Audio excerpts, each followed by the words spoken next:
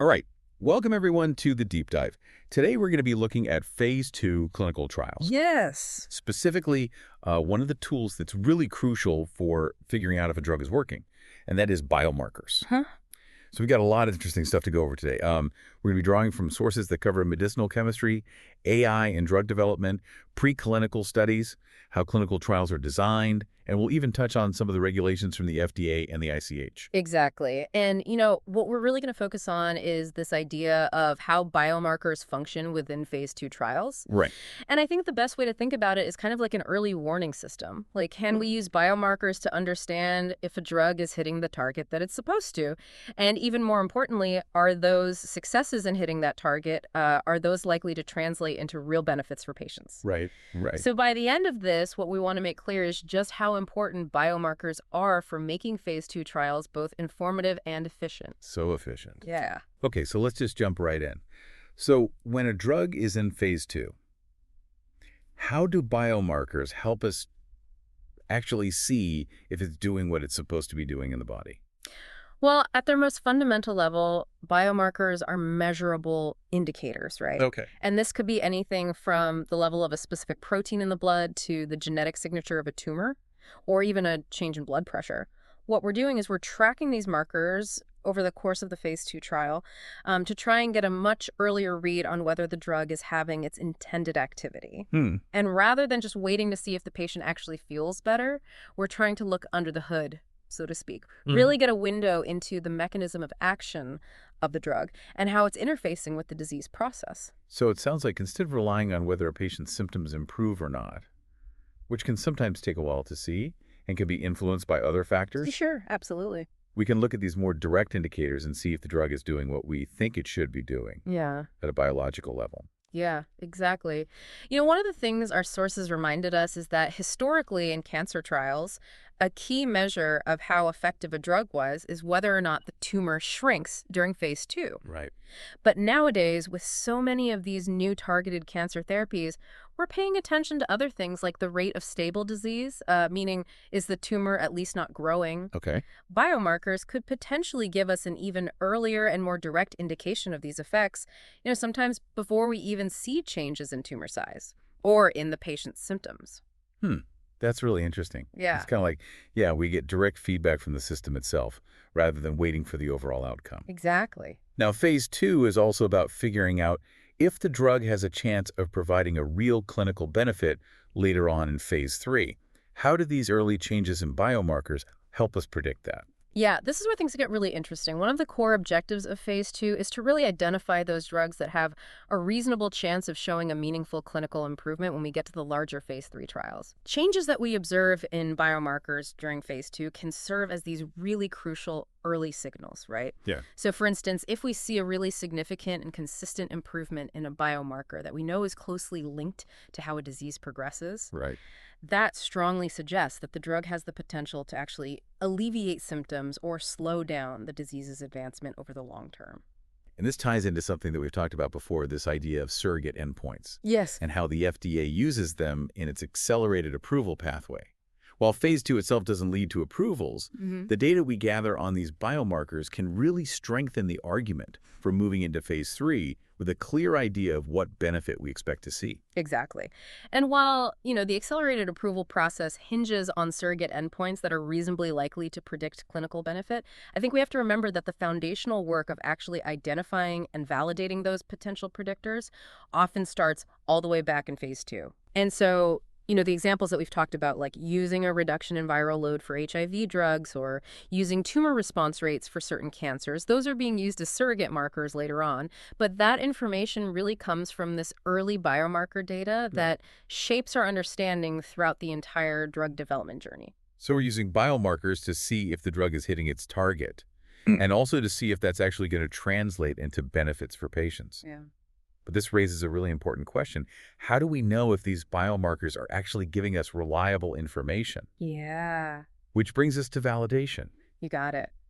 That's a really superb point. Because for a biomarker to be truly useful in guiding decisions in drug development, we need to have a lot of confidence that we can measure it accurately and consistently, and that it actually genuinely reflects the biological process or the drug response that we think it does. This is where the whole rigorous process of validation really comes into play. So it's not enough to just notice a change in something after we give the drug. We need to do more than that. Absolutely not. We need to really thoroughly establish and document several key aspects of the tests that we use to measure these biomarkers. So first of all, we need to make sure that the test is accurate, meaning that it measures what it's supposed to be measuring. Okay.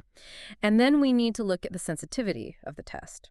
So that's its ability to detect even small but potentially important changes. Gotcha. Specificity is super important too, and that's making sure that the change we're seeing is truly related to the biological process that we're interested in and that it's not being influenced by other factors. Okay. And then finally, we need to make sure that the test results are reproducible, meaning that we get consistent results if we measure the same sample multiple times in different labs or using different instruments. Right. You know, these principles are actually very similar to what we talked about with quality control in pharmaceutical manufacturing, right? Yeah. You know, it's absolutely fundamental to generating trustworthy data. So a validated biomarker is like a finely tuned instrument Yeah. that we can really rely on to give us an accurate reading of what's happening. Right. Now, how do researchers actually take this understanding of biomarkers and incorporate it into the design of their phase 2 trials? Yeah, well, this is really where the strategic power of biomarkers comes into play because they can be integrated into the actual structure of a phase 2 trial in a lot of different ways. Okay. So, for instance, biomarker data can be super valuable in helping researchers determine what's the optimal dose range for the drug. Right. By observing how different doses impact a specific biomarker, they can actually pinpoint the range that produces the desired biological effect without causing unacceptable side effects. Right. This is a much more informed approach than just testing out a few arbitrary doses and seeing what happens. Right. It's like using the biomarker as a guide to fine-tune the drug's impact. Exactly.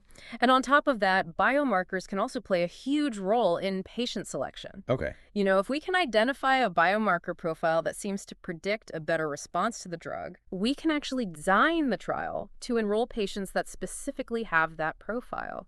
So it's almost like personalizing the trial itself. Exactly. And focusing on the patients that are most likely to respond. Exactly. You know, and then beyond dose selection and patient selection, we can also incorporate biomarkers into what are known as early stopping rules. Okay. So if the biomarker data that's collected early in the trial shows us that the drug isn't having the effect that we thought it would have, or if it indicates some kind of safety concern based on changes in certain markers, the trial can be halted early.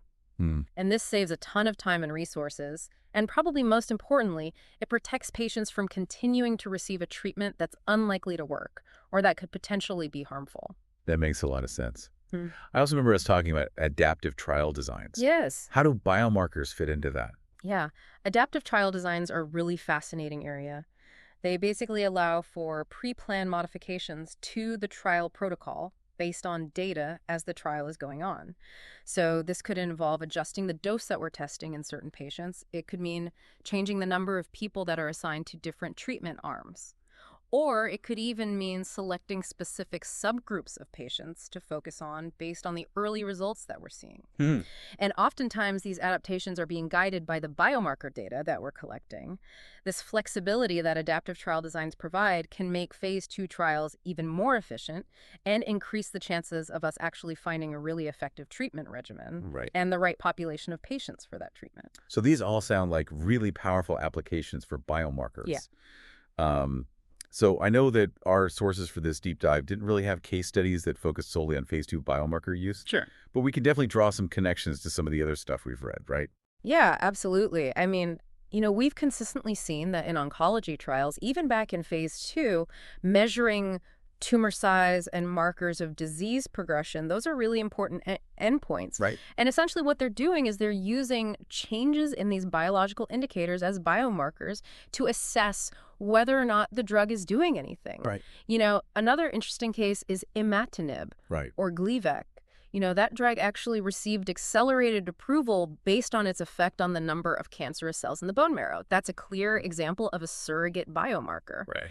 Now, while the accelerated approval was obviously based on data from later stage trials, the strong signal that the drug was working, you know, that probably emerged much earlier. Right. Probably back in phase 2. Right. Right. showing the potential of the drug early on. The predictive power of the biomarker. Yeah, exactly. And we can also think more broadly about other therapeutic areas. So in heart failure, researchers are tracking levels of proteins in the blood that are related to cardiac function. Or in vaccine development, phase 2 studies often involve measuring the levels of antibodies that are produced after someone receives a vaccine, which serve as key biomarkers for whether or not the vaccine is doing what it's supposed to be doing. So even without specific case studies, we can definitely see these underlying principles at play. Uh-huh. Now, to wrap things up, let's touch on the regulatory side of things. Okay. What's the FDA and ICH's stance on biomarkers in phase 2? So regulatory agencies like the FDA and the ICH, they really emphasize the importance of well-defined and validated biomarkers throughout drug development. Right. And phase 2 is no exception. Now, our sources didn't have specific guidelines about biomarker use in phase 2, Right. but the fundamental principles of, scientific rigor, data integrity, and demonstrating a drug's effect, all of that is central to their regulations. So when the FDA issues guidance on drug metabolism or drug interactions, the data that they're looking for to really understand how a drug works in the body can be informed by changes in these biomarkers in phase 2. Exactly. Really understanding how a drug is processed by the body, its metabolic pathways, its potential to interact with other medications, all of that relies on having really reliable data. And biomarkers often provide the most direct way to get that information. Right. Similarly, the ICH's E6 guideline on good clinical practice, which basically sets the international standard for how we conduct clinical trials, applies to every single part of a trial, Right. including the collection and analysis of biomarker data. Right.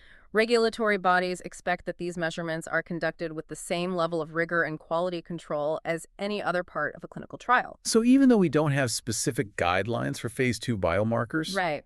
the general expectations for good science Yeah. and reliable data apply to biomarkers. Absolutely. The regulatory framework really just underscores the need for solid evidence that demonstrates the drug's activity and its potential to actually provide a benefit. Right. And well-chosen and validated biomarkers in phase 2 are one of the best tools that we have for building that evidence. Okay, so it sounds like biomarkers really are the unsung heroes of phase 2 trials. They provide this early insight into whether a drug is working, they give us clues about its potential to help patients in the future, and they let us design more efficient clinical trials. Couldn't have said it better myself. And all of this relies on good validation and understanding the regulatory landscape. Exactly. So this has been a really insightful deep dive into the world of biomarkers in phase 2. It really highlights how much planning and measurement goes into understanding a new medicine even before it gets to phase 3. For sure. Now, as technology is advancing so fast and our understanding of biology keeps getting better and better, it makes you wonder how the types of biomarkers we use and the way we use them in phase 2 trials, how that's all going to change. I mean, could we see even more sophisticated markers? Or even totally new ways of tracking a drug's effects? It's a fascinating question. And ultimately, this could lead to faster development of new therapies. Exactly. That's a really interesting thought. Yeah. So thanks for joining me for this deep dive. Thanks for having me.